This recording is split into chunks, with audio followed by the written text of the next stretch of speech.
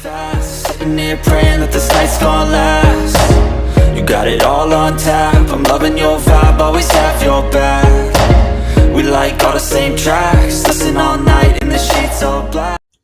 Halo semua, salam sejahtera Malaysia. Tuan-tuan dan puan yang amat dihormati, selamat datang ke channel Fels Lifestyle. Hari ini kita akan bercakap tentang status kepimpinan Datuk Seri Anwar Ibrahim, status kerajaan perpaduan. Sudah pasti kita mendengar sebelum ini berkaitan dengan langkah, gerakan ataupun usaha, mungkin juga ada pakatan untuk menjatuhkan kerajaan. Bila kita dengar berkaitan dengan langkah Dubai yang sebelum ini, kita ingat juga apa yang dikatakan Raja Petra berkaitan dengan 120 SD. Kononnya sudah mempunyai jumlah yang cukup untuk membentuk kerajaan. Namun semua spekulasi ataupun semua kenyataan-kenyataan Raja Petra ini, kita boleh katakan mungkin hanya mimpi di siang hari. Syahbudin.com, Syahbudin Muhsin juga menyatakan, kalau nak jatuhkan kerajaan, buktikan. Bukan sembang kari sahaja. Nah, saudara-saudara, tonton dan akhirnya ramai yang berkata, adakah Raja Petra, Raja Kamarudin, yang menyalak kuat di luar negara tetapi takut nak balik Malaysia ini akan ditangkap disebabkan membuat kenyataan begini. Nah, saudara-saudara, akhirnya pengakuan yang saya dapat lihat daripada satu artikel, Raja Petra berkata Anwar terlalu kuat, langkah Dubai gagal. Nah, benarkah memang ada langkah Dubai ini? Tapi apa yang kita lihat dengan kenyataan Raja Petra, Anwar terlalu kuat.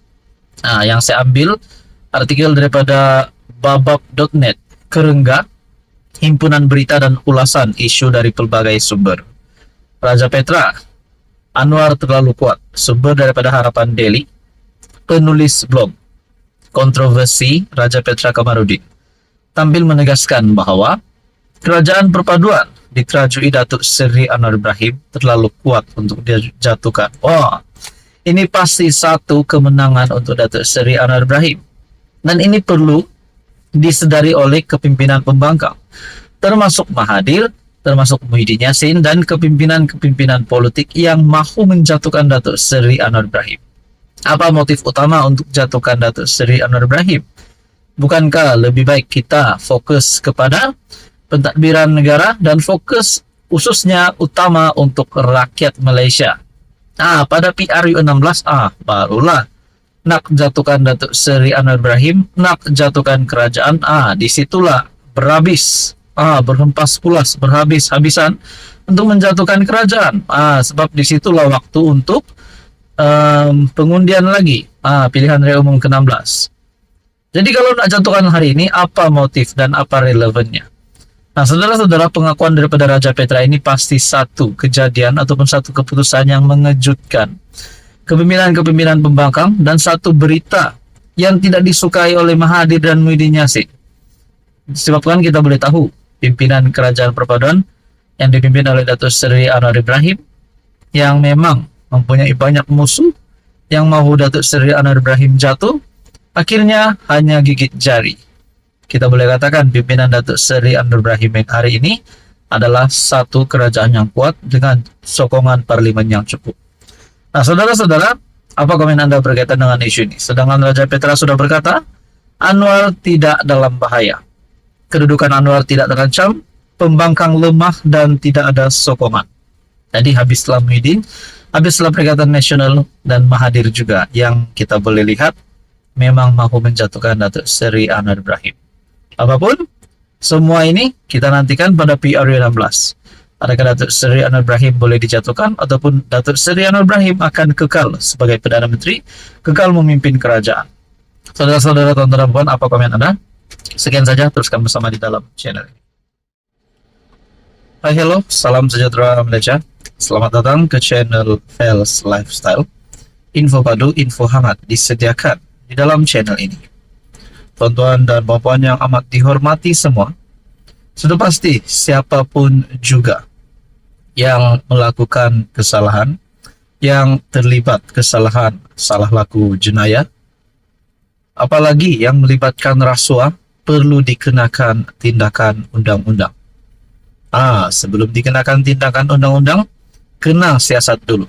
Tetapi siapapun juga, pencuri, penyakau duit kerajaan, duit rakyat ini perlu dikenakan tindakan undang-undang. Nah, saudara-saudara, baru-baru ini saya mendapat satu maklumat.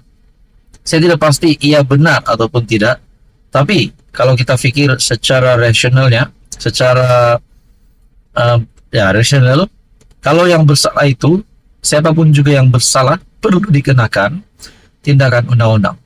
Satu sumber yang saya dapat, artikel daripada scoop.my berita, rumah Tan Sri diserbu SPRM. Nah, ini pasti mengejutkan kepimpinan politik. Siapa Tan Sri itu? Mari kita sama-sama di dalam artikel ini. Rumah Tan Sri diserbu SPRM. Siasatan libatkan bekal kenderaan kerajaan. Artikel pada 19 Januari.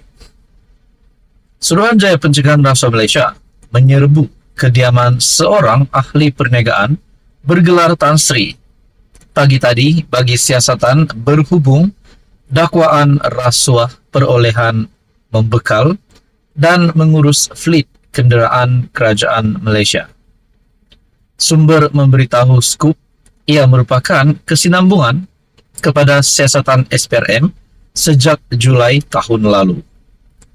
Turut diserbu beberapa syarikat berkaitan bagi melengkapkan siasatan SPRM ini.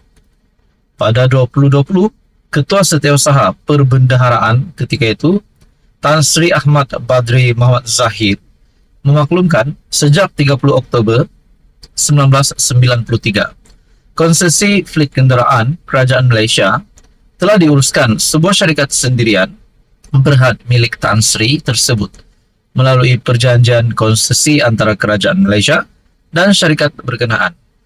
Perjanjian tersebut telah tamat pada 31 Disember 2018. Namun, tegas Ahmad Badri, bagi menguruskan fleet kenderaan kerajaan pada masa hadapan, kerajaan telah memutuskan supaya syarikat konsesi dipilih secara request for proposal RFP yang dilaksanakan secara terbuka. Dengan kata lain, tidak ada tender terhad atau pemberian tender secara terus diamalkan. Sementara itu, pengarah kanan bahagian siasatan SPRM, Datuk Seri Hishamuddin Hasim, ketika dihubungi Scoop mengesahkan tindakan SPRM itu. Beliau bagaimanapun enggan mengulas lanjut mengenai perkara tersebut. Dalam pada itu, Ketua Pesuruhjaya SPRM, Tan Sri Azam Baki, turut mengesahkan serbuan dilakukan di kediaman ahli perniagaan tersebut bagi siasatan lanjut. Namun ketika dihubungi Azam dan Hishamuddin, bagaimanapun enggan mengulas lanjut kerana siasatan masih dijalankan. Bagaimanapun, Tan Sri yang dimaksudkan adalah sekutu rapat bekas Menteri Kewangan Tun Daim Zainuddin yang turut sedang disiasat SPRM berhubung sumber kekayaannya. Nah, di dalam artikel daripada Scoop juga menyatakan Tan Sri yang dimaksudkan adalah sekutu rapat bekas Menteri Kewangan Tun Daim Zainuddin yang juga sekarang ini sedang disiasat berkaitan sumber kekayaannya selepas menara Ilham disita.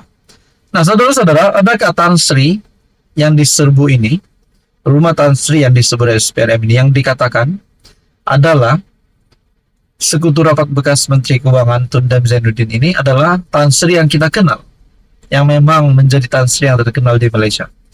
Nah, saudara-saudara, persoalannya, kalau artikel ini benar daripada Scoop, kalau benar ini pasti satu serbuan yang mengejutkan. Dan ini pasti satu kejutan baru lagi untuk Daim Zainuddin, karena dikatakan Tan Sri itu adalah sekutu rapatnya.